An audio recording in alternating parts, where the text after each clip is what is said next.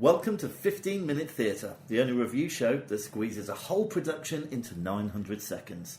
The date is Wednesday the 13th of December 2017, and we've just been to see The Box of Delights. Open the house.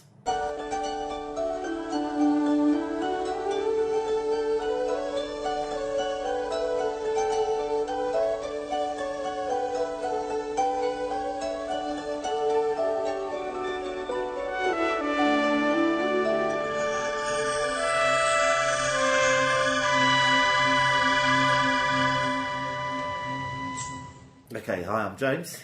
Hi, I'm Vicky. How you doing, Vicky? I've still got this stupid throat.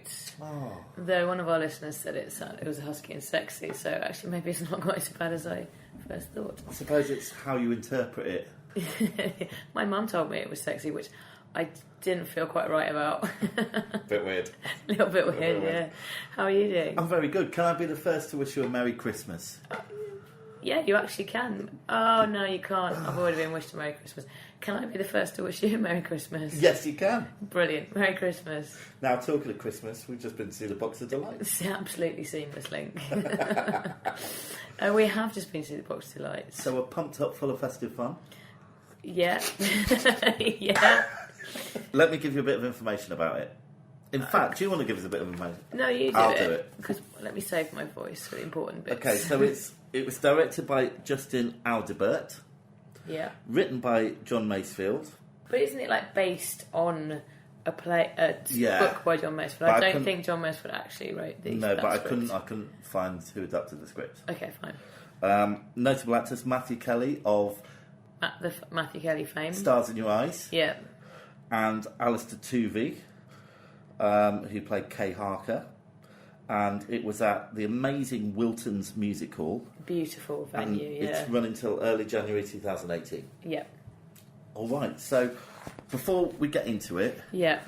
Wilton's Music Hall is one of the most beautiful venues. It was the first time you'd been there, wasn't it? Yeah. I was blown away. So it's in East London. It's in the East End.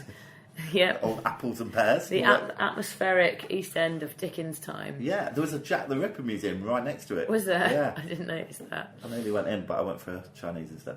But it is very atmospheric. It's a very beautiful building. If you haven't been there before, you can just go and have a drink in the bar, I think. So you can go and check it out without actually having to go and see a play or whatever else might be on there. But yeah, it's a really, really lovely venue. I'd say one of my favourites. Brilliant. Yeah. So come on, Vicky, give us a synopsis. What was The Box of Delights all about? Okay, if you haven't read the book, which is a children's classic, and you haven't seen the 80s TV dramatisation, which I believe we mentioned last time, we've both seen many times.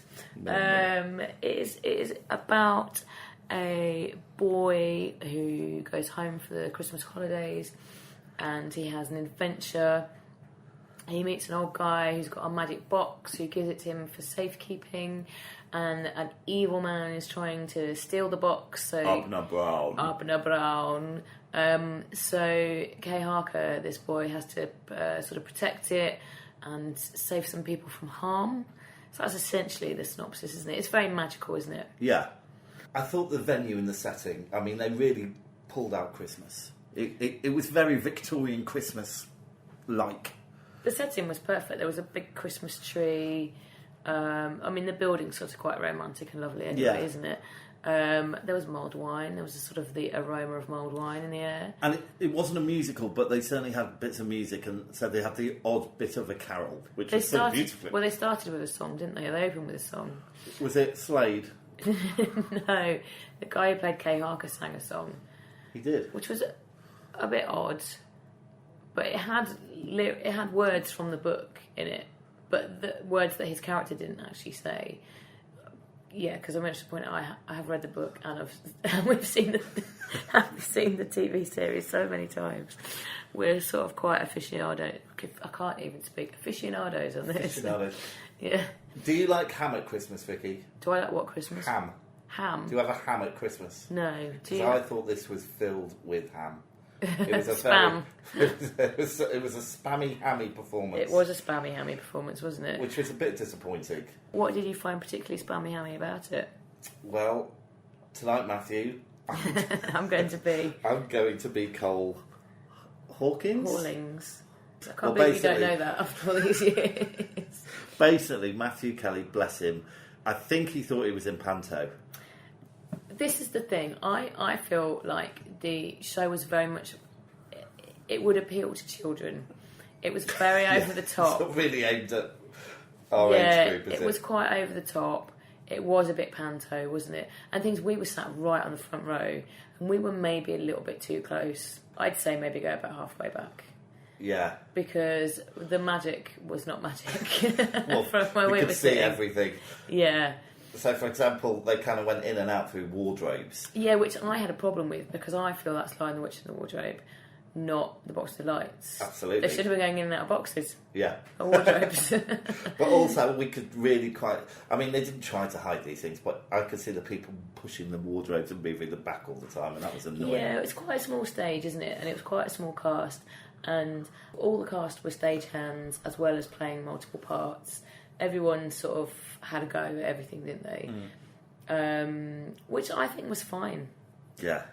I mean, and look, it was hard because the other thing is we know that story inside out, or certainly the BBC adaptation of it. Yeah. So every time it kind of hit the nail on the head with the story, so it had a few quotable lines.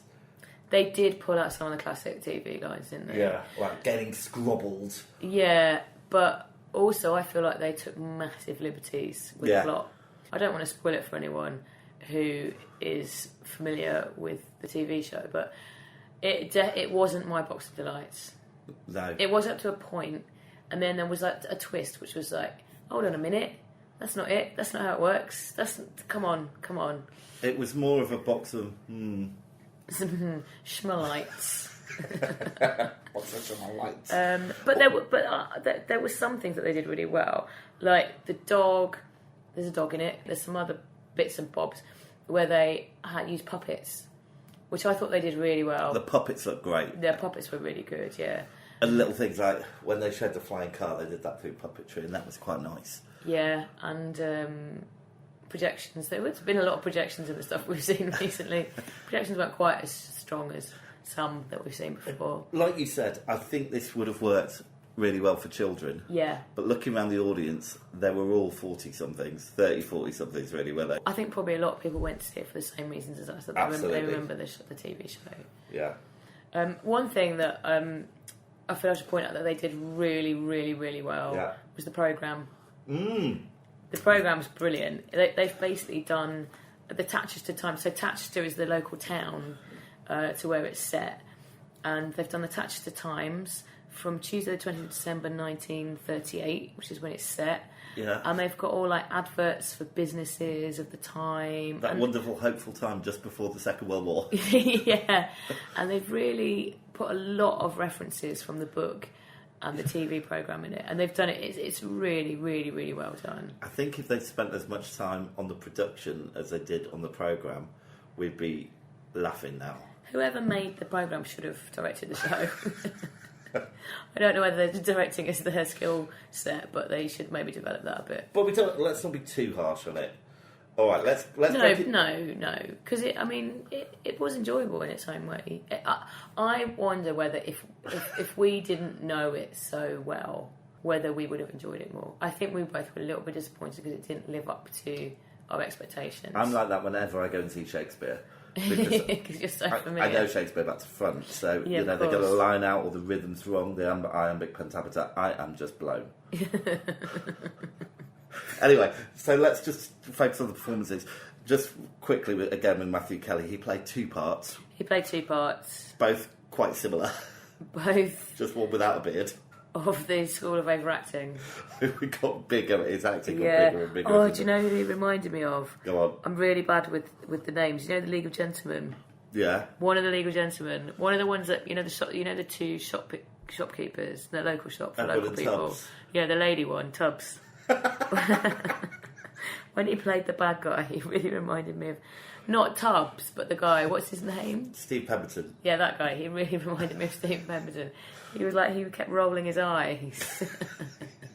I think he was wearing eyeliner as well. I think, Didn't look quite right. When Steve Pemberton plays someone like Pop in the League of Dragons, Yeah, my son, come on, what do you do with the damn bar? what sort of accent's that? It's the one that he does. Oh, right, okay. It's perfect impersonation. Yeah, but without that accent, it was just a bit. It was a bit much, wasn't it? But he was having a nice time. You could see he was enjoying himself. Anyway, right. What about Pip? Kay. Who are you talking about? Pip? Who's Pip? It's great expectations. It's Christmas. Kay was fine. He was pretty good. I thought it was quite He was good. one of the stronger ones. But again, he was quite young, and he was. I wouldn't say he was overacting, but He wasn't as young as the character should be. 12. No, he wasn't 12. He's not. He's definitely younger than 15, isn't he? He's maybe 13, 14. The character. He could still be a choir boy. I'd say maybe 13. Yeah. He's not old, is he? No. And I mean, real life Kay is an adult. The guy who played him, he's an adult. Oh yeah. Yeah. But so he's not adult. that young. All right, but he was all right. Yeah, he was all right. I quite like Miss Caroline Louisa. She also played. No, she really irritated Porter. me. Did you not like her? She had a real thing when she also played two characters. Yeah. She played Caroline Louisa, the They Kay's all played guardian. two characters, don't they? Really? No, not Kay didn't. Oh, not Kay. And she also played Sylvia Pouncer, the wife of the bad guy. And when she was Caroline Louisa, she just kept wringing her hands, constantly wringing her hands. To the point where I was getting really annoyed. Well, maybe that's her evil character trait. No, that was the good character. Oh, right. Good characters don't wring their hands. No, they don't. What's she wringing her hands about? I need to correct you. You said that Kay didn't play two parts. Oh. He played Kay. He Yeah. also played Little Kay. Oh, yeah. Puppet There was a Kay. little puppet of Kay. I liked Puppet Kay. He was pretty cool. He was a good actor. Yeah, it was a bit wooden. All right. Okay. Well, listen. We got to move on because this is 15-minute theatre. And we keep overrunning. 25 minutes. So, the script. Delightful. Well, it had a lot of words. What were used in the TV programme, which we keep banging on about. And then there was a bit of whelping every time that happened from the audience. Yeah, there were definitely a lot of fans in the audience who were very familiar with it. It was a bit like, again, kind of going back to Shakespeare, you know, when you go and see like a comedy with Shakespeare, Yeah. and you've got people in the audience who laugh at the clever jokes because they understand. They really tried to play for laughs, didn't they? Yeah. In quite a lot of it, which is not a particularly ha-ha funny story, is it? You have to take the story itself seriously. Yeah. Because it's kind of postmodern, the reason we laugh at it. Yeah. You know, isn't that the purple pim? You know. Yeah. But if you're playing it for laughs, it doesn't quite work. It was definitely panto, wasn't it? Yeah. But yeah, as I said before, they definitely took a liberty with the story. As far as I know, I need to reread the book because the book is a bit different to the TV programme, but the script went way off piste in my mind. Flipping liberty. It did. All right, what about the lighting and sound? Sound was pretty good. It was quite atmospheric. There was a bit where the speakers went a bit... Yeah, and also there was a bit when she was playing the piano, and I don't know if she was doing it right. Have you not seen someone play the piano before? No, but she seemed to be hitting the notes at the wrong point when I think she was singing... Beautiful. Thank you. Do you mean that they weren't singing in time to the music? Yeah. Well, maybe she couldn't hear it properly. Maybe. Well, I'm I know, but defending that's not, her. Yeah, that's surely. That's There were one of there were some nice songs in it actually, The weren't there? music was beautiful. Did some lovely carols. I liked. Forget the wardrobes. Yeah. I liked the staging. So the wardrobes they used basically as entry points, so they would come in and out, exit. Well, they in and used them out. for everything. Yeah. I think it was they were overused. There were too many wardrobes. Yeah, but I for my quite like liking. they had ladders on the side. They, did all the levels and stuff. Yeah. like that. We moved on to the set. We're talking about the set. Yeah. Yeah, I was fine with the set. I think they used it pretty well. Yeah. When they were trying to recreate things, so there's a bit at the end where they're recreating like water, and they use a blue sheet, and it suddenly kind of got a little bit 80s interpretive dance for me. They were kind of floating around, and I just couldn't take it serious. I know we're not supposed to take it too seriously, but I couldn't take it seriously. Yeah. I don't think I had quite as much of a problem with it as you did. All right. Have you got any standout moments? Oh, I don't know whether I do, you know. I'll tell you what mine was. I'll go on them. The Phoenix. So it's a puppetry moment, and it was beautiful. I have to say, it was beautiful. Yeah, because it's weird, because harking back again to the TV programme, which I've mentioned 5 million times already, the bit, they do that with an animation, which is quite dated. Yeah. It's not that great. It's not one of their best bits. So they've really turned it around for the play, didn't they? Yeah. But on the flip side of that, and I don't know if this is from the book or not, but Kay's backstory certainly has a dark twist, doesn't it? Yeah, I feel that they've massively elaborated on that. Yeah, me too. Yeah. And that left a bad taste in my mouth. But again, I don't know, we need to read the book again. It wasn't just a mulled wine. I thought you said the mulled wine was nice. Beautiful. Wilson's mulled wine. So great. Great review. So you haven't got stand-up moment? I like the singing. There you go. Okay. Stand-up moment. All right, except they didn't sing at the end, did they? No, that was disappointing. Yeah. I felt they should have done a rousing chorus or something with a sing-along, perhaps. I agree. Yes, because they have the words to we wish you a Merry Christmas in the program. Yeah, I'm half cut. All right, so we're going to take a break, and when we come back, we'll do the scores. All right? Okay, fine with me.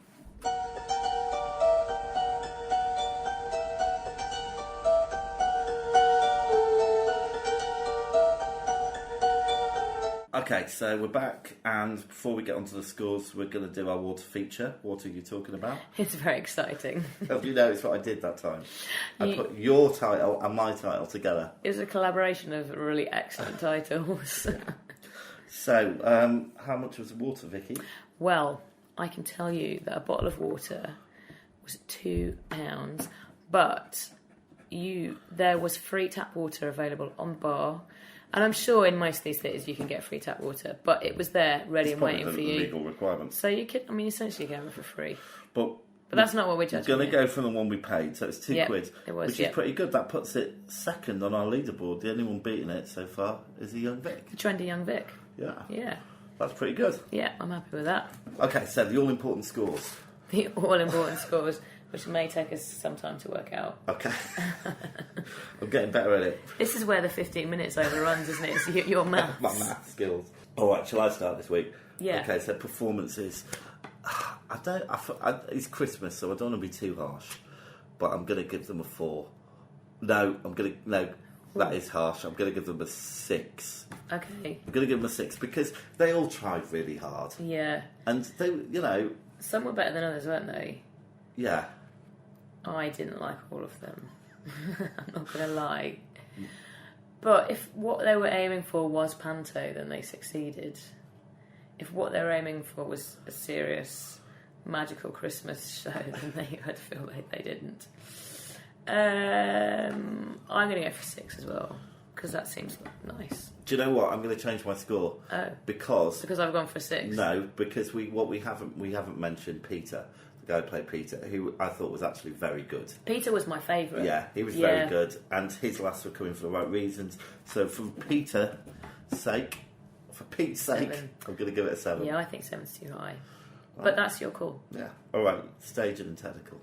It was good, but it wasn't mind-blowing, So I'm going to go for 6 again. Okay. Some of the technical bits, like some of the puppetry was really good. Oh, yeah, but puppetry. Then some of it was really kind of ropey. Yeah.